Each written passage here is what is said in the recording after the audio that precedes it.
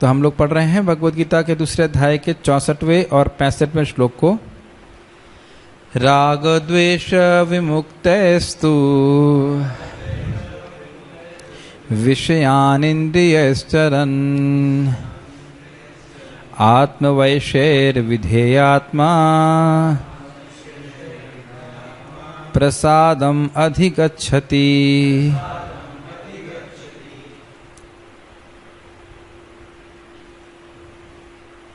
किंतु समस्त राग तथा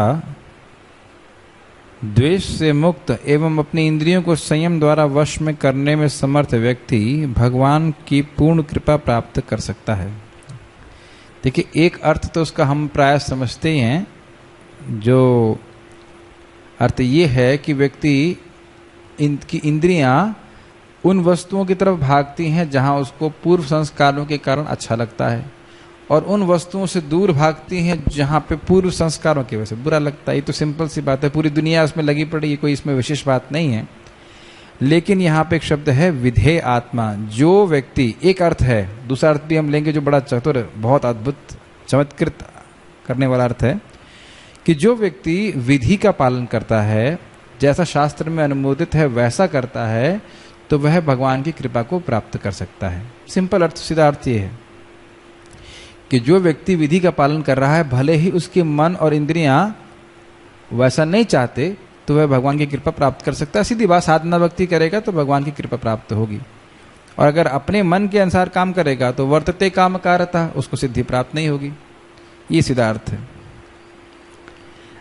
अब श्रीला प्रभुपाद जी तात्पर्य में गीता भूषण के अर्थ को लेंगे, जिसमें जो और इंटरेस्टिंग है, और वो ये है कि मन अगर भगवान को अर्पित हो गया तो इंद्रियां कदाचित निषिद्ध इंद्रिय विषयों की तरफ भी जाएं तो भी कोई फर्क नहीं पड़ेगा, क्योंकि उसका मन पवित्र हो चुका है। मन से भोग इच्छा निवृत्त हो चुकी है, इसलिए अगर आंख कुछ वस्तु देख भी रही है तो उसे कोई फर्क नहीं पड़ेगा। ये हमारी स्थिति नहीं है। ये समझ लेना चाहिए कि हमारी स्थिति नहीं है। लेकिन जो स्थित प्रज्ञ व्यक्ति है, उसके सामने इंद्रिय के विषय आ भी जाएं तो उससे वो प्रभावित नहीं, कि उसका मन भगवान में लगा हुआ है, भगवत प्रेम से पूरित है। जैसे जो भौतिकतावादी व्यक्ति है, उसके सामने भगवत विषयक वस्तु आए भी तो भी उसका मन भोगों में लगा रहता है। ऑल्दो ये नहीं कह सकते उसे फर्क नहीं पड़ता, उसको लाभ होता है, लेकिन वह अनुभव नहीं होता जैसे जिसका जो भगवत प्रेमी का होता है। मैं एग्जाम्पल दे रहा हूँ, व्यतिरेक में एग्जाम्पल दे रहा हूँ, तो यह अर्थ हम भी समझने का प्रयास करेंगे। अब यह क्यों बोल रहे हैं भी ध्यान रखिए, क्योंकि इससे पहले भगवान ने कहा था कि इंद्रियों को सीमित किया है, लेकिन ध्यायतो विषयान पुंसः, इंद्रियों को सीमित किया हुआ है, कर्मेंद्रियों को, लेकिन अगर मन में बार बार ध्यान कर रहा है विषयों का तो उससे क्रोध उत्पन्न होगा, काम उत्पन्न होगा और व्यक्ति गिर जाएगा। लेकिन इसके विपरीत बोल रहे हैं, यहाँ पे बहुत अमेजिंग अंडरस्टैंडिंग दी गई है कि यदि मन भगवान में लगा है और इंद्रियां अगर बाह्य रूप से कार्य कर रही हैं, तब भी व्यक्ति का पतन नहीं होता, उसे भगवान की कृपा प्राप्त है।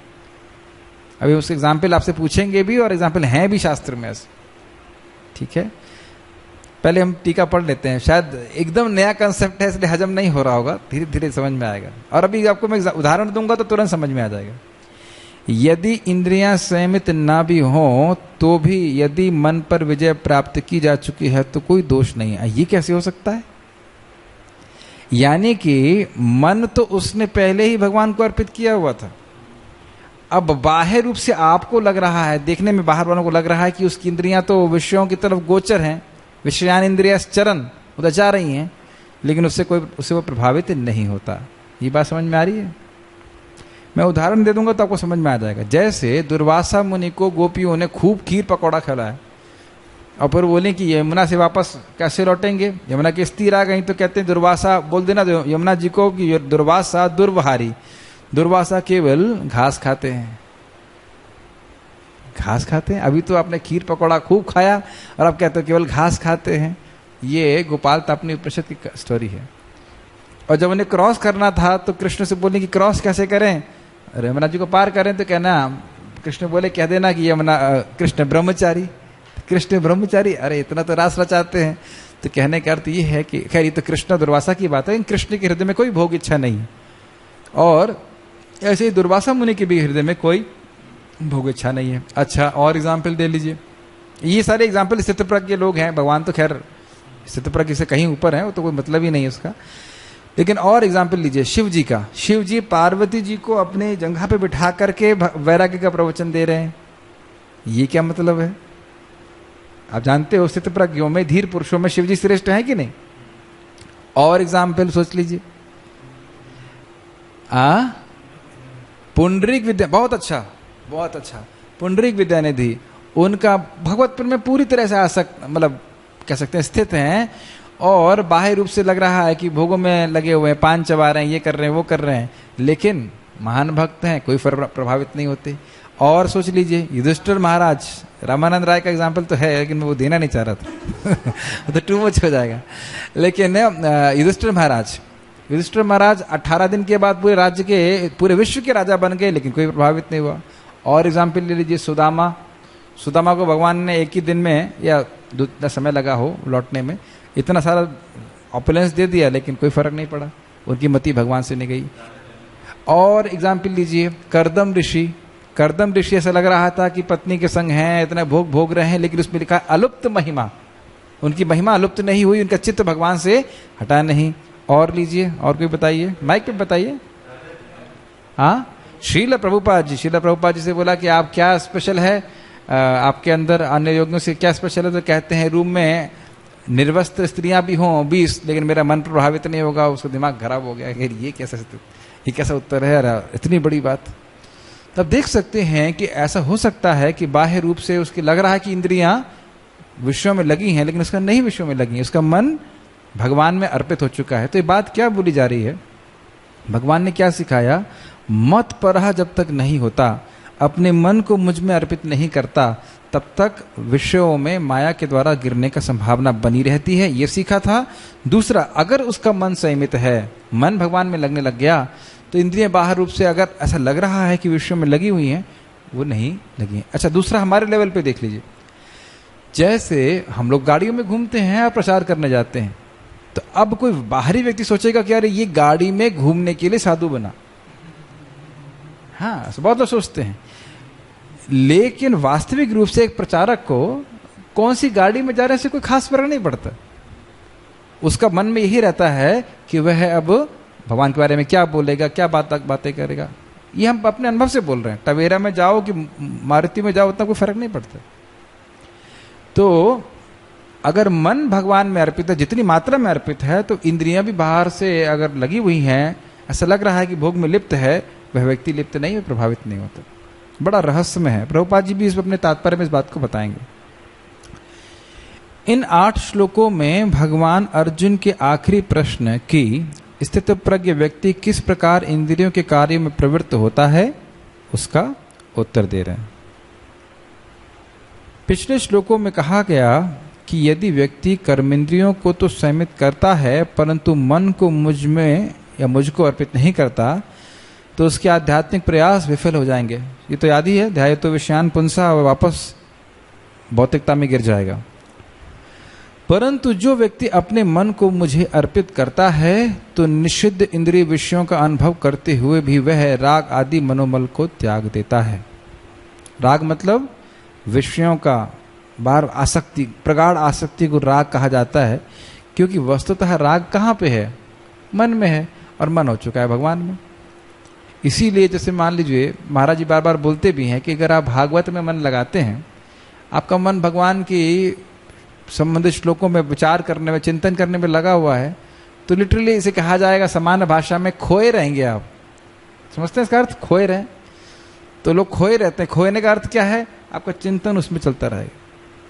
हमने कल भी चर्चा किया था कि भगवान के भक्त क्योंकि भगवान के रूप गुण इत्यादि में अपने चिंतन को लगाए रखते हैं, इसलिए जगत के मान अपमान सुख दुख की परवाह वह नहीं करते। तो भगवान से प्रार्थना करना चाहिए कि भगवान ऐसी मेरी मति आपके पास चरणों में लगी रहे। यही बात।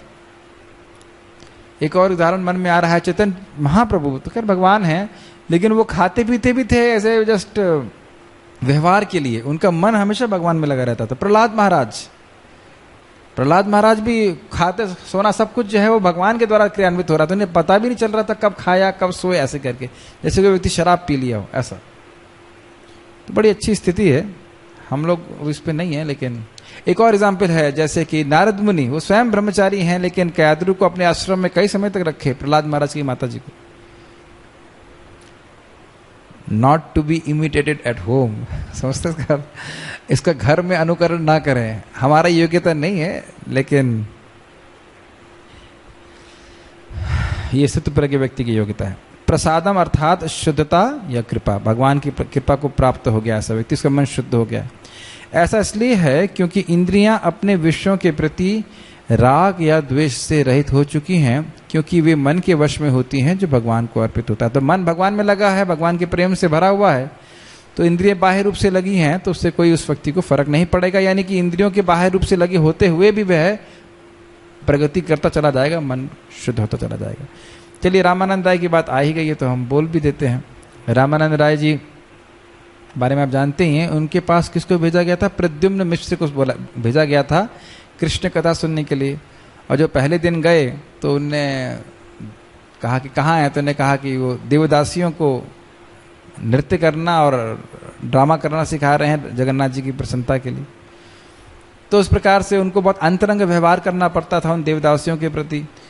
तो यह देख करके सुन करके प्रद्युम्न मिश्र की कुछ अश्रद्धा हो गई कि ये क्या हो गया, ऐसे व्यक्ति के पास क्यों भेजा महाप्रभु ने स्वयं क्यों भेजा। और फिर महाप्रभु उनको समझाते हैं कि उनका जो मन है वो पत्थर की तरह है, उनके मन में कोई विकार, काम विकार नहीं आता है। तो महान भक्त बाहर से रूप से ऐसा लग रहा है कि इंद्रियां के विषय में उनकी इंद्रियां गोचर हो रही हैं, जा रही हैं, लेकिन उनका मन भगवान से कभी नहीं हटता है। ये बात होती है। अविद्या पूरी तरह से नष्ट हो चुकी है उन लोगों के हृदय में। तात्पर्य पढ़िए, क्या नाम है आपका? दशरथी प्रभु पढ़िए। यह पहले ही बताया जा चुका है कि कृत्रिम इंद्रियों पर बाहरी रूप से नियंत्रण किया जा सकता है, किंतु जब तक इंद्रियां भगवान की दिव्य सेवा में नहीं लगाई जाती तब तक नीचे गिरने की संभावना बनी रहती है।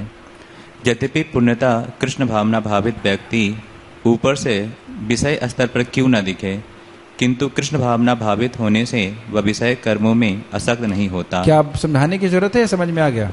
प्रभुपाद जी स्पष्ट बता रहे हैं ना कि वो इसीलिए वैष्णवेर क्रिया मुद्रा विज्ञ न हो जाए। महान विज्ञ व्यक्ति भी वैष्णव की क्रिया और मुद्रा को नहीं समझ सकता।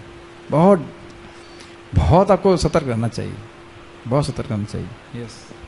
उसका एकमात्र उद्देश्य तो कृष्ण को प्रसन्न करना रहता है, अन्य कुछ नहीं।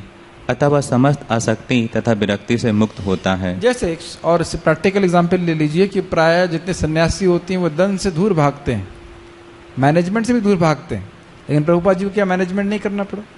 क्या धन से डील नहीं करना पड़ा?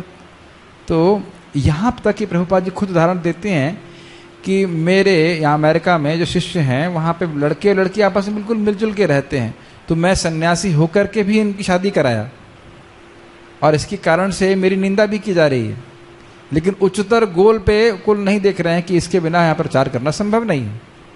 आप मेरी बात समझ रहे हैं? तो बाह्य रूप से लगेगा अरे सन्यासी होकर के क्या कर रहे हैं आप, शादी वादी क्यों करा रहे हैं? खुद यज्ञ कौन करेगा? प्रभुपाद खुद यज्ञ कराए है ना, पंडित जी तो मिलेंगे नहीं वहाँ पे, कोई खुद यज्ञ कराए। तो क्यों? क्योंकि उनका गोल उच्चतर है, कृष्ण की प्रचार पूरे विश्व में हो और एक गृहस्थ के रूप में रह करके वे प्रचार कर सकते हैं। तो इसलिए बाह्य रूप से हम कुछ भी नहीं कह सकते भक्त को लेकर। ये बहुत डेंजरस है एक्चुअली। मान लो आप किसी भक्त को प्रसाद खाते हुए देख रहे हैं, महाप्रसाद, अब वो किस भावना में खा रहा है, स्पेशली वो उच्चतर भक्त, हम नहीं कह सकते। बहुत डेंजरस। यस। कृष्ण की इच्छा होने पर भक्त समानता अवांछित कार्य भी कर सकता है। जैसे मैंने भी एग्जाम्पल दिया, सन्यासी को शादी में क्या मतलब है, लेकिन कृष्ण की सेवा के लिए वो करते हैं। कल ही बताया था भक्ति सिद्धांत सरस्वती ठाकुर वो मजदूरों को वो एकदम मतलब समझ रहे ना, अचिंत्य है किस प्रकार से वो बीड़ी रोल करके दे रहे हैं, हम कल्पना नहीं कर सकते है कि नहीं? बाकी एक हाँ, मतलब हम लोग कल्पना नहीं कर सकते ना। वैष्णवेर क्रिया मुद्रा विज्ञ ना बुझाए। तो ये समझ लेना चाहिए जो हमारे लिए नो नो है वो उन पे अप्लाई नहीं करता। यस। किंतु यदि कृष्ण की इच्छा नहीं है तो वह उस कार्य को नहीं करेगा जिसे वह समान रूप से अपने लिए करता हो। अतः कर्म करना या ना करना उसके बस में रहता है, क्योंकि वह केवल कृष्ण के निर्देश के अनुसार ही कार्य करता है।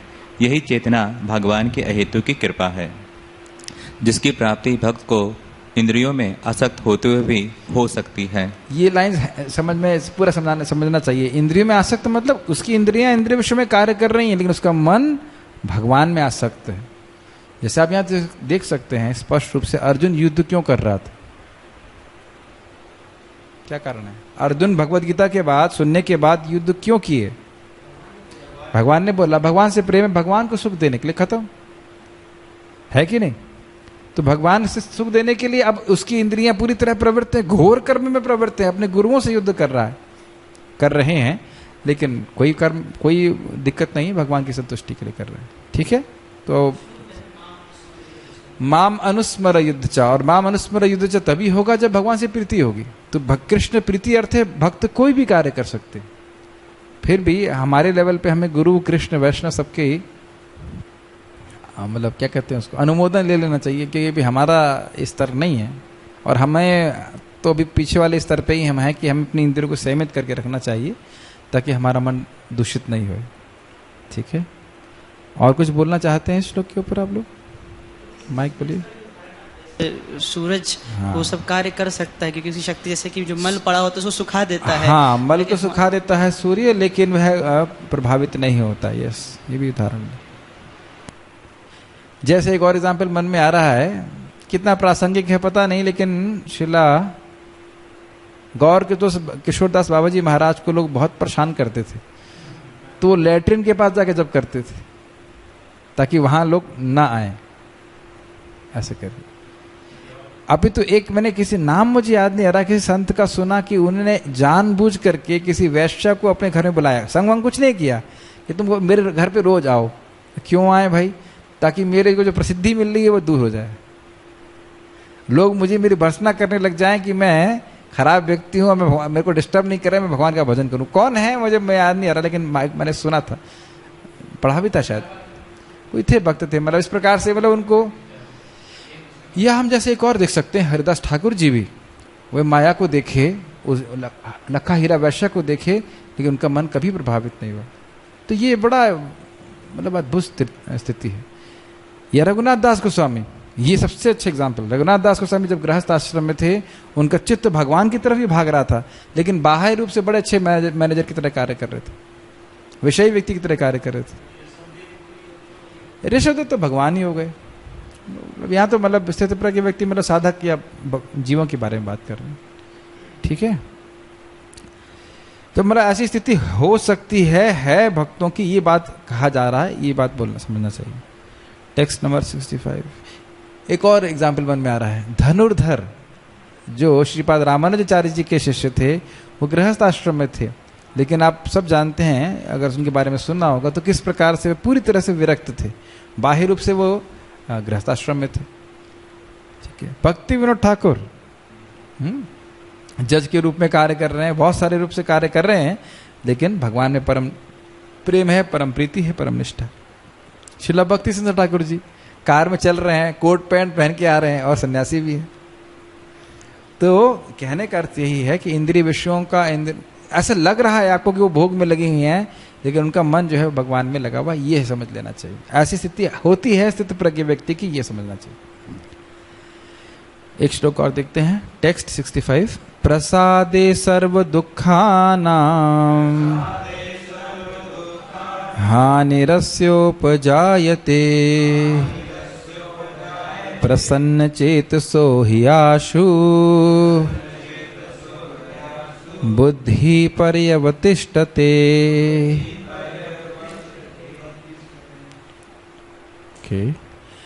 टेक्स्ट, इस प्रकार कृष्ण भावनामृत में तुष्ट व्यक्ति के लिए संसार के तीनों ताप नष्ट हो जाते हैं, और ऐसी तुष्ट चेतना होने पर उसकी बुद्धि शीघ्र ही स्थिर हो जाती। अब एक प्रश्न उठाना चाहता हूं कि क्या ऐसी अवस्था में उसे गर्मी नहीं लगेगी? क्या उसे मच्छर नहीं काटेंगे? क्या लोग उसको ही भर्त्सना नहीं करेंगे? क्या मान अपमान नहीं प्राप्त होगा? तो 3 ताप कैसे नष्ट हो गए बताइए? लेट्स सी, ये टफ प्रश्न है। गर्मी होगी, बरसात हो रहा है, सब कुछ हो रहा है, तो कैसे नहीं होता? अब आप कैसे कह सकते हो कि ताप नष्ट नहीं होंगे? महाराज बता रहे थे कि उसको हरा नहीं सकते ये सब चीजें। हाँ, अभिभूत नहीं कर सकते, ठीक है। अभिभूत है। और जितनी भी सम रहेगा, एक उत्तर है। और जितना भी हम देहात्म बुद्धि के स्तर पे रहते हैं, उतना ही हमें ये ताप जो है वो परेशान करते हैं। पहला जैसे ही वो पॉइंट ये देहात्म है, ये पहला पॉइंट ये है कि देहात्म बुद्धि पे ये चीजें हमें अधिक प्रभावित करती हैं। यस, और जैसे ही देहात्म बुद्धि से ऊपर चला जाता है तो ये चीजें उसको परेशान ही नहीं करती, परेशान नहीं करती, और उसका मन जो है भगवान के आनंद में हमेशा निमग्न एकनिष्ठ रहता है, है। जो कल आपने बताया हम तो था। कल्पना ही नहीं कर सकते कि भगवत प्रेम के समय कितना आनंद मिलता होगा।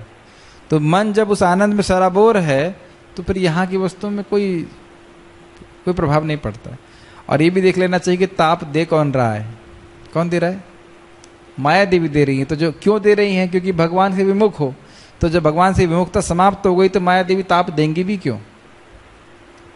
हम लोग एक्चुअली कल्पना नहीं कर सकते इस बात को, लेकिन मैंने देखा है, एक भक्त के संग उनके पास गया था, एकदम हीट हो रहा था रूम, लेकिन अपना आराम से हरे कृष्ण अपना जप कर रहे हैं, वो जप में पूरी तरह एब्जॉर्ब है। और एक और आप देख लीजिए, कसके भूख लगी हो तो फर्क पड़ता है कितनी गर्मी लग रही? खुद ही देख लीजिए आप। अभी कल ही की बात है, फास्टिंग थी, 2 बजे था, बलराम हॉल में खूब कस के गर्मी थी, कूलर नहीं चल रहा था।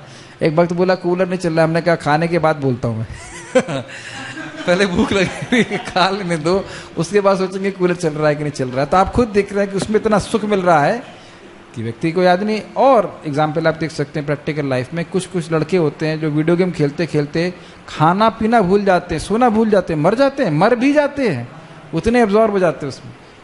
जिस प्रकार से भगवत व्यतिरेक में समझ लेना चाहिए, इस तरह से जब भौतिकता में लोग इतने एब्जॉर्ब हो सकते हैं तो आध्यात्मिकता में भी उससे कई गुना अधिक एब्जॉर्ब हो जाएंगे। ठीक है, तो ताप इत्यादि इसको प्रभावित नहीं करते। ऐसी तुष्ट चेतना होने पर उसकी बुद्धि शीघ्र ही स्थिर हो जाती है। पवित्र मन प्राप्त होने पर क्या होता है? इसका उत्तर ये श्लोक है, जब योगी का मन पवित्र हो जाता है तो प्रकृति के संसर्ग से उत्पन्न दुखों का नाश हो जाता है। उसी को प्रभुपाद जी ने सीधे अपने अनुवाद में रख दिया। बहुत बार प्रभुपाद जी जो आचार्यों की टीका है उसको अपने अनुवाद में रख दिया करते हैं। जिस व्यक्ति का मन, देखिए आप देखेंगे श्लोक में तिरताप नहीं आया कहीं, तो प्रभुपाद जी ने उसको टीका से उठा करके अपने अनुवाद में रख दिया। प्रभुपाद जी ने कोई टीका नहीं किया इसके ऊपर। जिस व्यक्ति का मन शांत हो गया है और आत्मा में स्थित हो गया है, उसकी बुद्धि स्थिर हो जाती है। ये बड़ा सूक्ष्म है। देखिए बुद्धि हमेशा प्लानिंग करती रहती है, ये करना है, वो करना है, मन में कुछ भोग के संस्कार होते हैं तो फिर उसकी प्लानिंग करती रहती है कैसे प्राप्त होगा। तो अब वह बुद्धि प्लानिंग सारी छोड़ चुकी है, उसका मन भगवान में स्थित है, बुद्धि की एकमात्र है सेवा कैसे करनी कृष्ण, बस, और कोई प्लानिंग नहीं। ठीक है, कोई प्रश्न? मन शांत का मतलब तो यही होगा ना, भगवान में बस भगवान में लग गया। शांत का मतलब ऐसे कोई मन रुक नहीं भाई सकता है। स्पष्ट है, सिद्धि क्या है? भुक्ति मुक्ति सिद्धि कामी सकल या शांत, कृष्ण भक्त निष्काम अतएव शांत। जो कृष्ण की इच्छा को संतुष्ट करने में लगा है उसका मन शांत है। शांत का ऐसा मतलब तो नहीं साइलेंट एकदम। शांत का मतलब कभी भी नहीं होता है कि इसमें कोई इच्छा नहीं होती, केवल कृष्ण की संतुष्ट करने की इच्छा वाला मन ही शांत होता है। तो वहीं लग गया तो बुद्धि भी उसके पीछे लग गई, भाई ये प्लान बनाओ, वो प्लान बनाओ, कृष्ण की सेवा करो। और आत्मा में स्थित होने का जो मैं यहाँ पे अंडरस्टैंडिंग है कि सिंपल, अपने स्वरूप में स्थित होना, मैं भगवान का दास हूँ। स्वरूप की मतलब ये पहचान में रहना कि आई एम सोल, बस यही। I am soul and that is not the स्वरूप of soul. I am soul and I have to serve. I am soul is not the full स्वरूप ऑफ सोल। जीवेर स्वरूप होए कृष्णेर नित्य दास। तो अगर मैं आत्मा हूं ना, हाँ वही नहीं है, क्योंकि अगर मैं बोला मैं ब्रह्म हूं तो ये मायावादी बात, मायावादी नहीं ब्रह्मवादी तक बात हो रहती, मैं ब्रह्म हूं बस। लेकिन मैं परब्रह्म ब्रह्म का, भगवान का अंश हूं, उनका सेवक हूं, यह सही अंडरस्टैंडिंग। तो आत्मा में स्थित होने का अर्थ प्रभुपाद ने खूब अच्छे से बताया है, भगवान के सेवक के रूप में अपनी स्थिति को स्वीकार करना, उसके अनुसार कार्य करना। मुक्ति हित्वा अन्यथा रूपेण स्वरूपेण अवस्थिति। ठीक है, शैल स्टॉप हियर। श्रीमद् भगवद गीता की जय। श्रील प्रभुपाद की जय।